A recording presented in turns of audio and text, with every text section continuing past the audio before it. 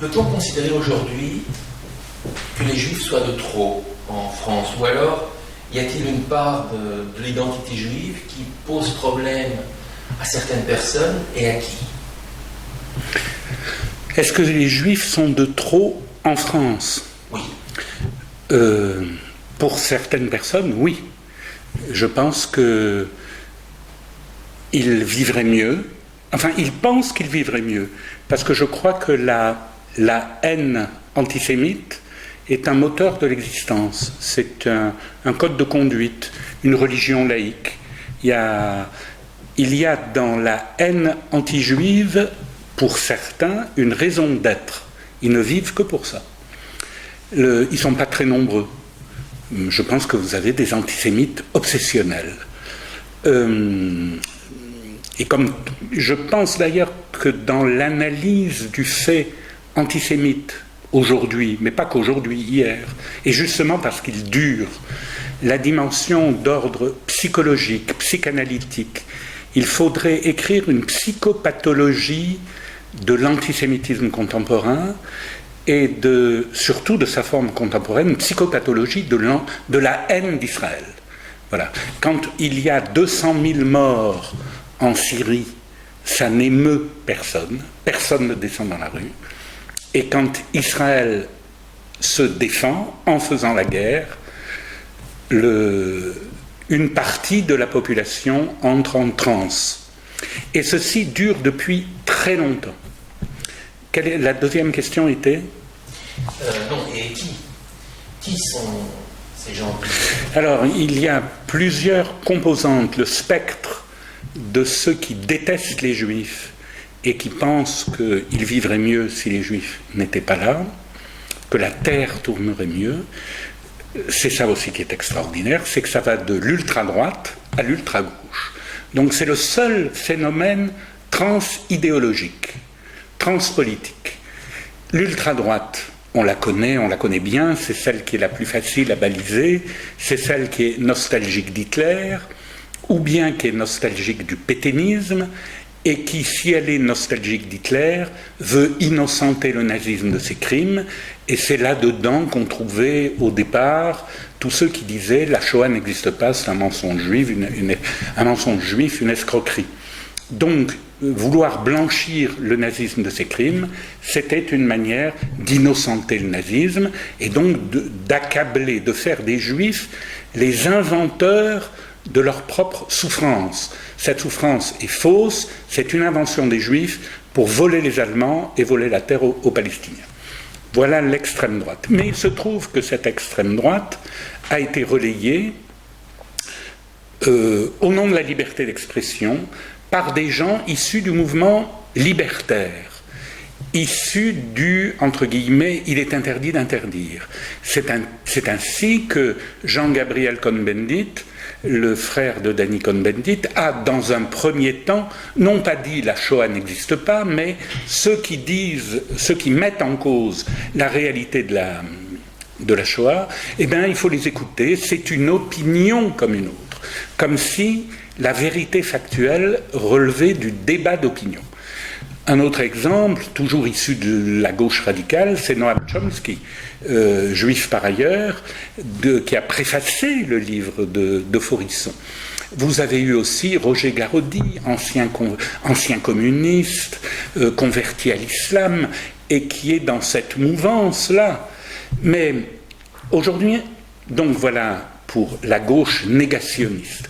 Vous avez aussi la gauche révolutionnaire, celle qui était dans le repentir, dans l'héritage fantasmagoré de la résistance contre l'oppresseur nazi. Alors, et qui est en manque de cause. Les parents ont été résistants, les grands-parents ont été résistants, les parents ont été pro-Algérie, algérienne pendant la guerre d'Algérie. Eux-mêmes, s'ils avaient l'âge, ils ont été anti-américains du temps de la guerre du Vietnam. Et voilà que dans la suite logique, après avoir porté le poncho de Che Guevara, ils portent la keffiyeh palestinienne parce qu'elle est le symbole d'une lutte qui, pour eux, s'apparente à la lutte anticolonialiste. Et puis vous avez aujourd'hui une pensée molle, qui est ni d'extrême droite ni d'extrême gauche, mais qui n'arrive pas à comprendre pourquoi Israël fait question. Voilà, il y a des catégories, une grille de lecture préétablie, une pensée toute faite, un pré-pensée, le bien, le mal, dominant, dominé, exploitant, exploité, où mettre Israël. Voilà que cet Israël empêche la pensée de tourner en rond. Et au lieu d'imaginer que justement Israël pourrait être un objet inclassable et qui les questionnerait justement, qui questionnerait leur grille de lecture, au lieu de mettre en cause la grille de lecture, on va détruire la grille de lecture. Cette grille de lecture est mauvaise. Il faut à tout prix mettre Israël dans une catégorie, celle du colonisateur, alors que s'il est le colonisateur, il faudrait trouver la mère patrie. Bref, tout ça ne tient pas debout. Et vous avez donc cette pensée molle de la bien-pensance bienveillante et généreuse qui ne trouve pas mieux de dire ou de penser qu'au fond, l'erreur, c'est la création de l'État d'Israël, que cet État n'aurait jamais dû exister. Et ça, je l'ai entendu chez des gens qui ne sont pas antisémites, mais qui vous disent, très gentiment, voilà, cet État n'aurait pas dû exister. C'est le péché originel d'Israël, c'est d'exister. Et alors, vous leur dites, mais pourquoi? Et vous leur répondez sur le même terrain politique et idéologique que le leur. Je vais dire, mais je suis pour les droits des Palestiniens, pour peu que ces droits-là ne se construisent pas sur le droit d'Israël à exister. Et vous avez une grande confusion autour du mot sionisme. Je pense que c'est quelque chose qui n'a pas été assez expliqué. Qu'est-ce que le sionisme? Et donc, puisqu'ils n'ont pas les idées claires, ce qu'est-ce que le sionisme, dire qu'on est antisioniste, c'est une manière soit de dire je suis très hostile à la politique du gouvernement israélien, et puis petit à petit, je suis très hostile à l'essence même de ce qui fonde la politique du gouvernement israélien, qui est l'État d'Israël et le mouvement qu'il a créé, le sionisme. En 1982, au moment de la première guerre du Liban, il y a eu dans Le Monde un papier, un placard, qui était signé par Roger Garaudy, le père Lelon et le pasteur Mathieu.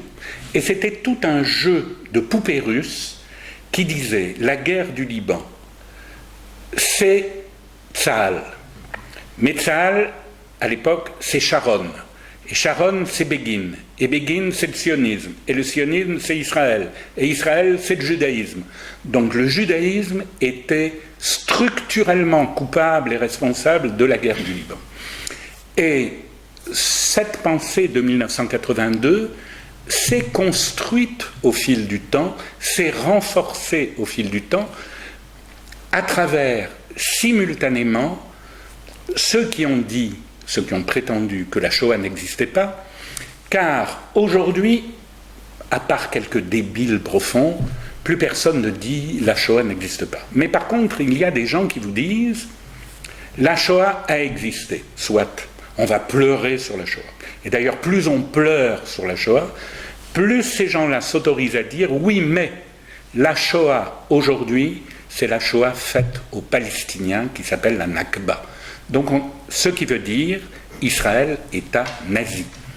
Et on a vu, et je crois que c'est la grande imposture historique, politique, et c'est un crime contre la pensée, quand on a vu dans les rues de Paris des banderoles mettant un signe égal entre l'étoile juive et la croix gammée. Il y a là une ignominie intellectuelle, et cette ignominie s'est totalement banalisée. Une dernière question qu'il y a ici. Si Israël, c'est l'Allemagne nazie contemporaine, souvent dans le discours de ces personnes, les Juifs du début du XXIe siècle seraient les musulmans. Qu'en pensez-vous? Je pense que là aussi, on est dans une attitude de contre-vérité historique, de mensonge et d'imposture intellectuelle. je ne conteste pas le racisme dont les personnes d'identité arabo-musulmane sont victimes en Europe, en France en particulier, et qu'il y a une xénophobie dont ils sont victimes. Se loger, trouver un emploi, tout ça est très compliqué. C'est évident. Il y a en France une extrême droite xénophobe qui hait les Arabes. Mais le paradoxe de tout ça, c'est que ces gens qui sont eux-mêmes victimes du racisme produisent, en particulier dans une jeunesse qui est dans une souffrance identitaire ou dans une schizophrénie identitaire, pensent que leur mal-être a pour raison, a pour explication magique Israël. Une explication magique, il fait trop chaud, c'est la faute d'Israël, il fait trop froid, c'est la faute du sionisme. Pensez aujourd'hui que ces personnes arabo-musulmanes, de culture musulmane, d'origine musulmane, d'identité arabe, sont aujourd'hui les juifs de l'Europe présente, ne tient pas debout. Aujourd'hui, il y a une Europe démocratique qui protège les droits de chacun. Personne ne menace et n'a menacé, à part des actions individuelles menées par des groupes xénophobes, il n'y a pas de politique raciste au pouvoir telle que ça menace en Russie, en Hongrie ou en Grèce, avec les partis néo-nazis au pouvoir. Donc, c'est faux. La comparaison, il n'y a pas de rafle du Veldiv, il n'y a pas de déportation, et ceux qui mentent ou qui inventent ou qui font des abus de langage, mal nommer les choses, c'est ajouter au malheur du monde.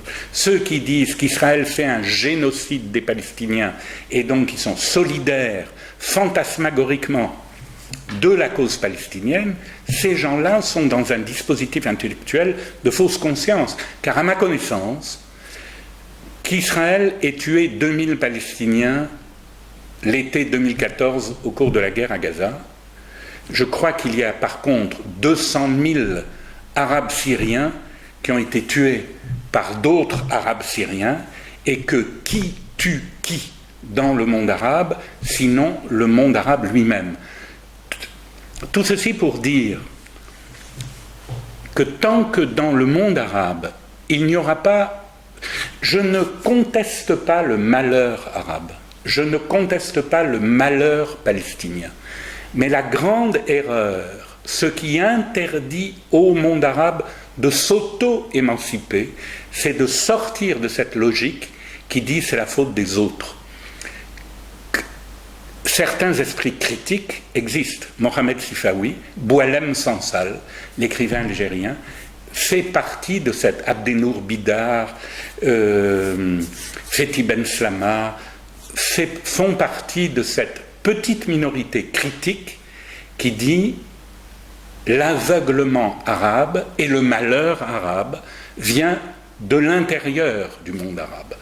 Fût-il religieux ou fût-il politique, en tout cas, tant que de ce côté-là, de la partie arabe, il n'y aura pas un regard critique sur ce que les Arabes ont fait, sur ce que des Arabes ont fait à leur propre histoire. Comme l'a dit Mohamed Sifawi, il y a eu l'islam est-il anti-juif? Non, puisqu'il y a eu la parenthèse andalouse, qui était une période de fécondation mutuelle, et ça a eu lieu. Donc, le drame civilisationnel aujourd'hui, c'est que dans le monde arabe triomphent des forces obscurantistes et qui tiennent ce discours parce que ça permet aux bureaucraties ou aux potentats arabes, aux roitelets arabes ou aux dictateurs arabes de rester en place en disant « nous sommes des victimes », nous pas eux, eux ils sont nourris de pétrodollars, mais en tout cas les peuples arabes sont des victimes, et quand on dit et qu'on répète qu'ils sont des victimes, on les déresponsabilise. Et en ce sens, le livre de Edoui Plenel qui vient d'être publié, pour les musulmans. Ben moi aussi je suis pour les musulmans. Mais en faisant des musulmans des victimes éternelles du monde blanc, de la colonisation française, du colonialisme, de l'impérialisme américain, on leur met la tête sous l'eau. On leur dit, vous êtes des victimes. Et comme vous êtes des victimes, on ne peut rien exiger de vous, sinon vous présentez nos excuses. Eh bien non. Je pense que le travail d'un Plenel ne rend pas service aux arabo-musulmans, il les enfonce au lieu de les émanciper.